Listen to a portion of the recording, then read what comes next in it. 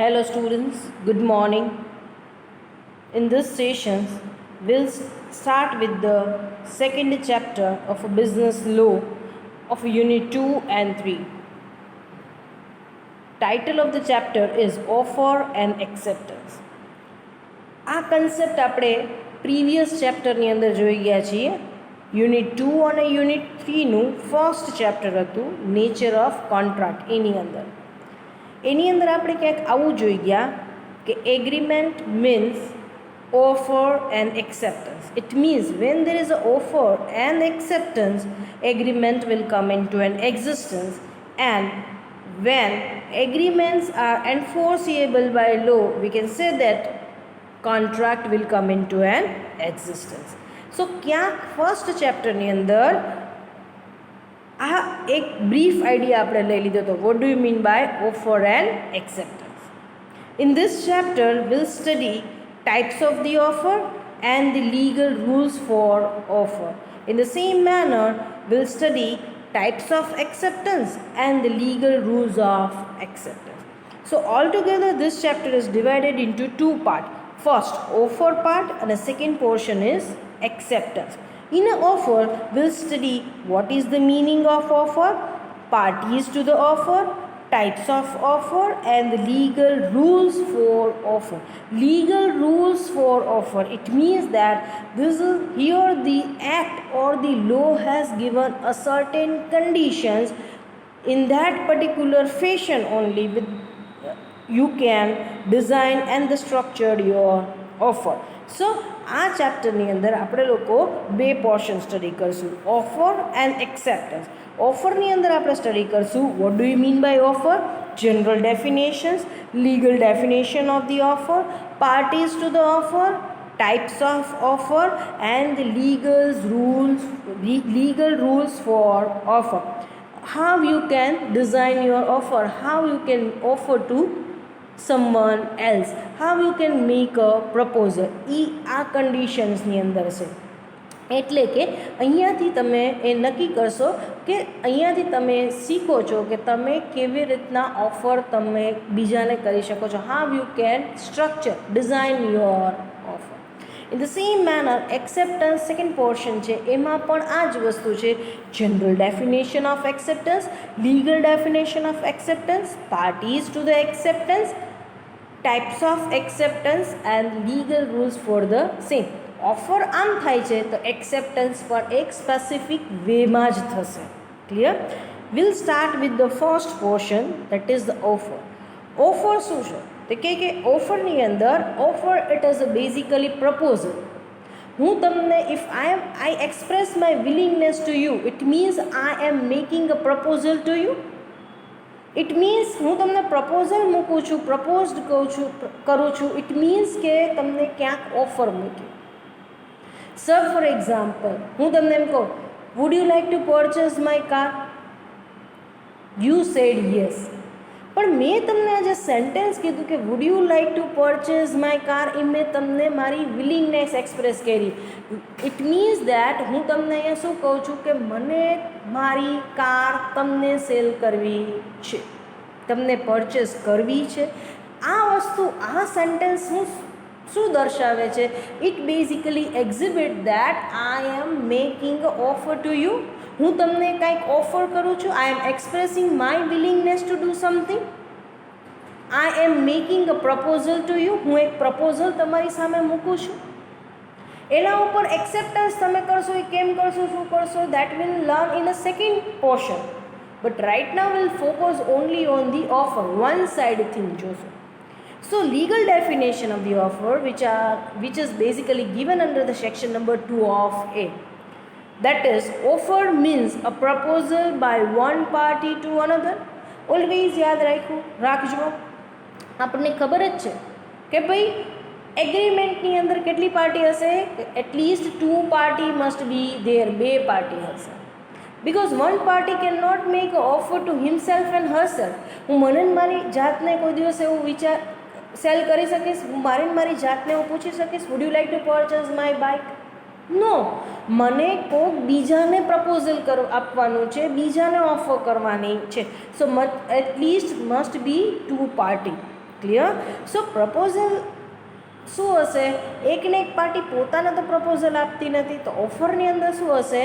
Proposal by one party to another party. શેના માટે તમે પ્રપોઝલ આપો છો? શેના માટે તમે ઓફર કરો છો? તમે ઓફર શેના માટે કરો છો? Two enter into legally binding agreement. It means that here you are making an offer to enter into the legal contract. તમે કોઈ લીગલ વસ્તુ માટે ઓફર કરો છો. સે ફોર એક્ઝામ્પલ, હું એમ કહું, would you like to purchase the 5 bottle of liquor? આ ઓફર જ વેલિડ નથી.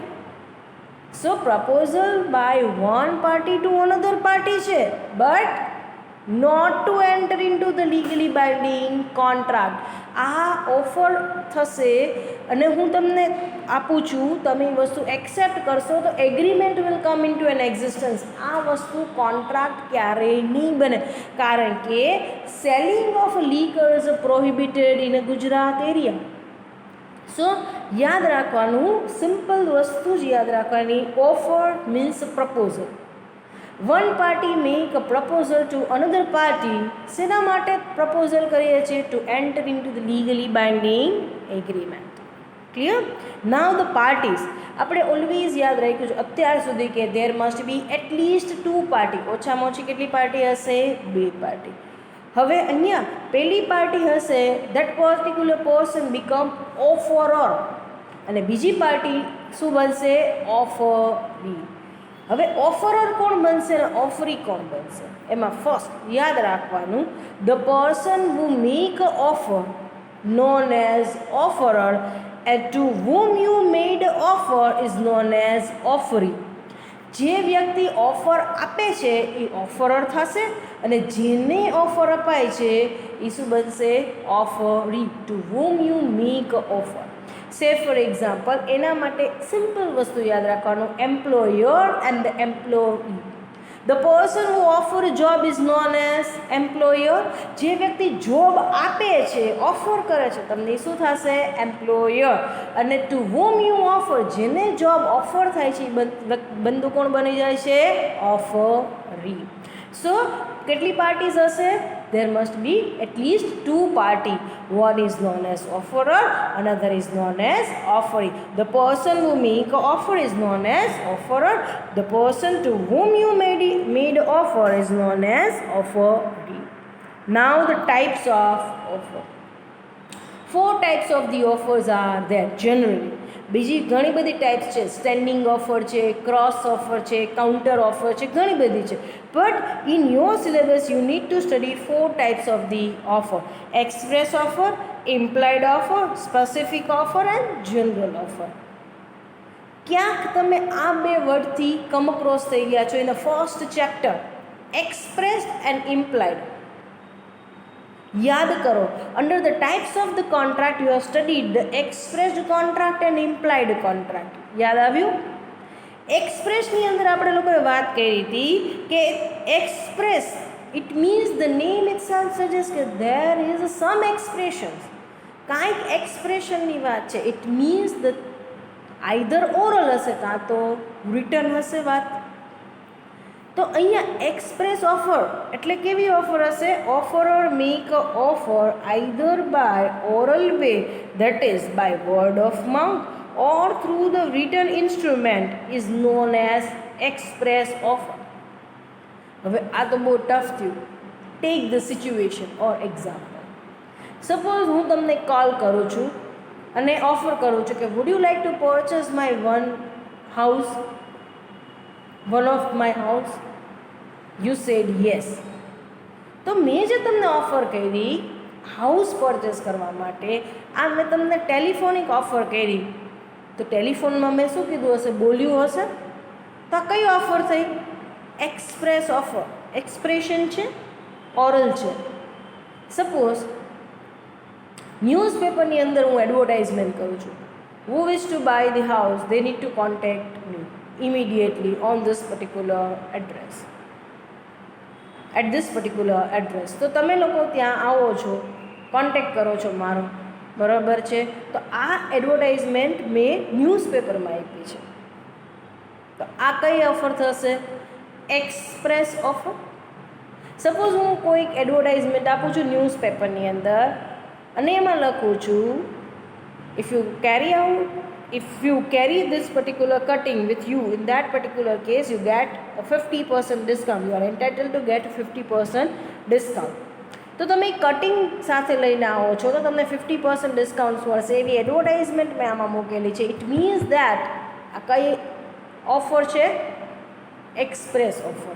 કાં તો એક્સપ્રેસ ઓફરની અંદર કાં તો અહીંયા ઓરલ હશે, વર્ડ ઓફ માઉથથી એક્સપ્રેશન થશે, કાં તો રિટન એક્સપ્રેશન હશે. નાવ ઇમ્પ્લાઇડ, અગેન સેમ ઇમ્પ્લાઇડ કોન્ટ્રાક્ટની જેમ કશી જ વસ્તુ એક્સપ્રેશન નહીં હોય, કાંઈ ઓરલ પણ નહીં હોય, કાંઈ રિટન પણ નહીં હોય, but you will come to know about the offer from the situation, circumstances and the conduct of the party. તમને ઓફર વિશે ખબર પડશે કે સામેવાળી વ્યક્તિ offeror is making offer to me, પણ એમાં કોઈ એક્સપ્રેશન નહીં હોય. You will come to know from the situation, circumstances and conduct of the party. Say for example, auto રિક્ષાવાળા ત્યાં આવી તમારી પાસે સ્ટોપ થાય છે અને મીટર ડાઉન કરે છે.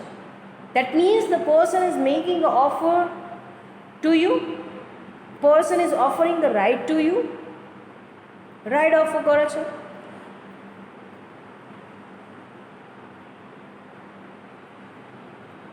તમે રેલવે સ્ટેશન પર જાઓ છો, લગેજ લઈને, તમે એક જગ્યાએ લગેજ રાખ્યો, કુલી આવે છે ને હી કેરી ધ લગેજ ને he start walking with you.